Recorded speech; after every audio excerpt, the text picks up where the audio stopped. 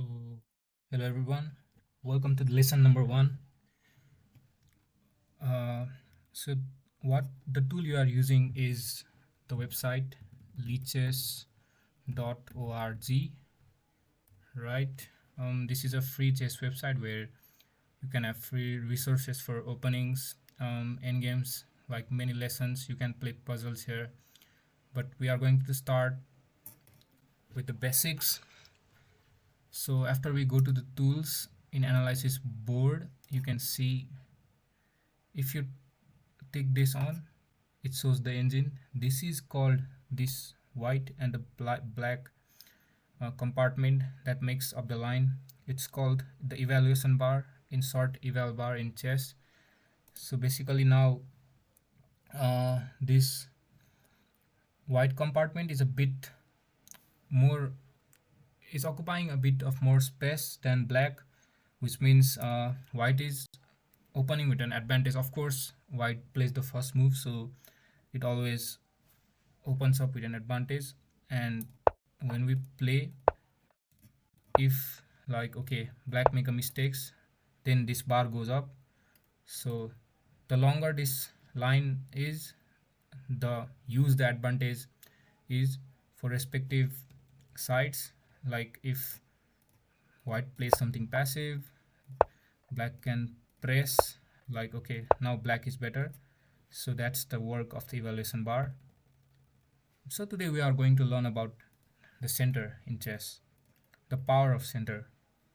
So um, okay, so when we turn on the engine, it is showing the best move. Like okay, there is not no best move for the opening. You can play e4, you can play d4, you can play knight f3, you can play like c4, the English opening. uh, so white always begins with an advantage, like uh, because simply white makes the first move, so black has to defend, right? um, so like okay, now the power of center.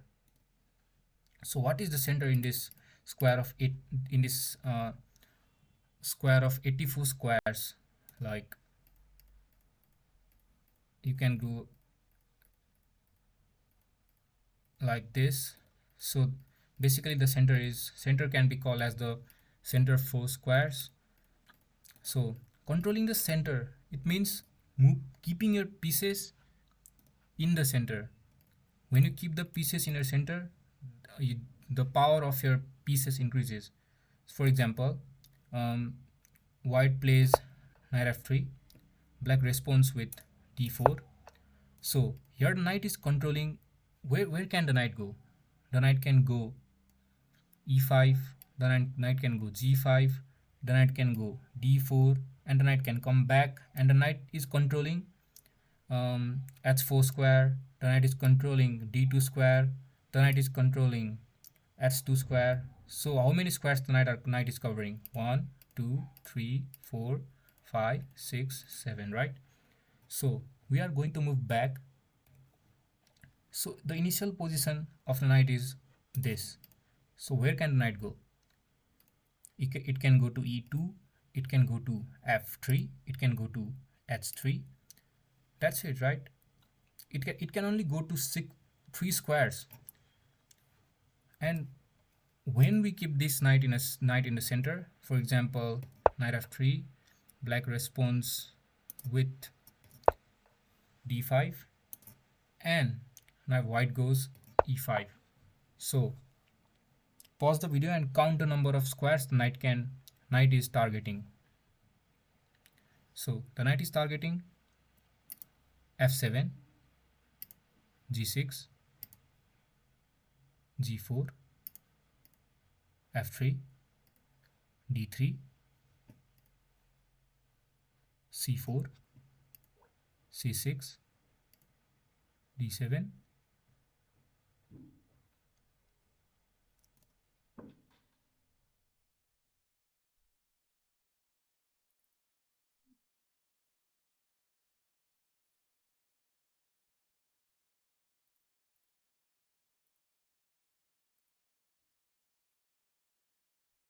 So count the number of squares: 1, 2, 3, 4, 5, 6, 7, and 8.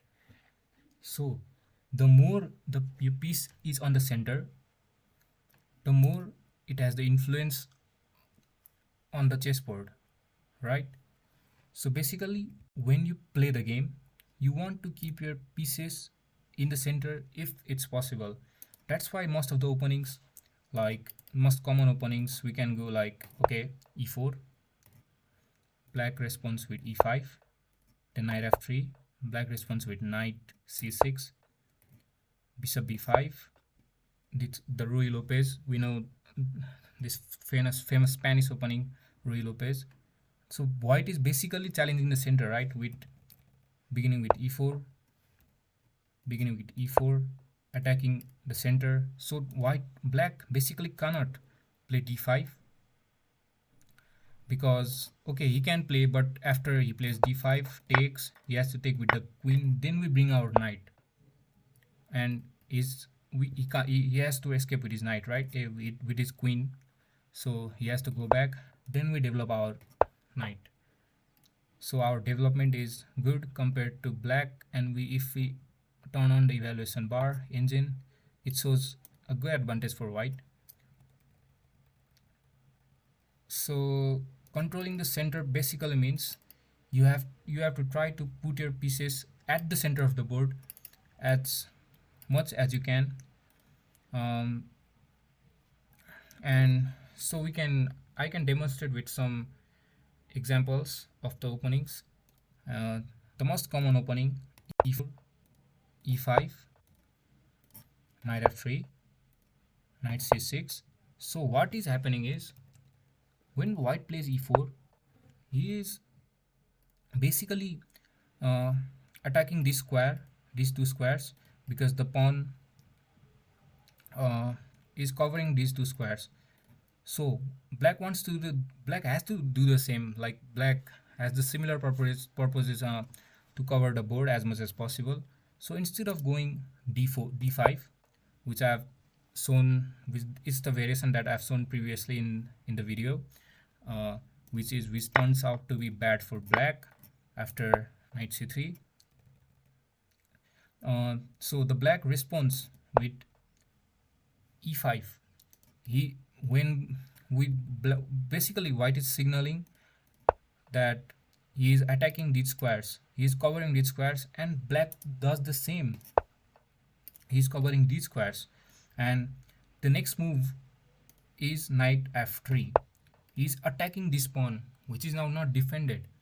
He can defend this with the pawn, but okay, like it also opens up the square for the bishop. The bishop can come out, but moving the pawns creates the weaknesses. Like this pawn is defending this square and this square, but after it moves, the defender has become less. Now only this pawn defend this square. So it's good to move the minor pieces being knight, bishop, and the major piece being the rooks, and then the queen. So here, after white plays e4, white plays e4, he's attacking these squares. Black responds with e5. We attack the pawn. Now black has to defend, right? Black has to defend. He plays knight c6, defending the pawn. So now we cannot take, because if we take, he takes with the knight. And if you check the eval bar, it's very good for black because he's a piece up.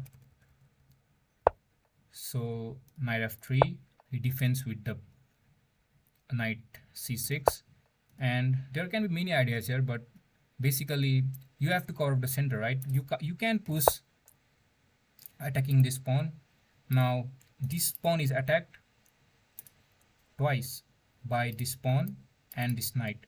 So if he doesn't play something that's good, for example, if he plays h6, we can just simply take the pawn. Now we cannot take back, because we will take back the knight with our knight, and we are simply better. You can look at the eval bar, because we are piece up. So the lesson is complete. You just have to control the center. You just have to try to control the center, not give opponent any space to control center, and that's it for the lesson.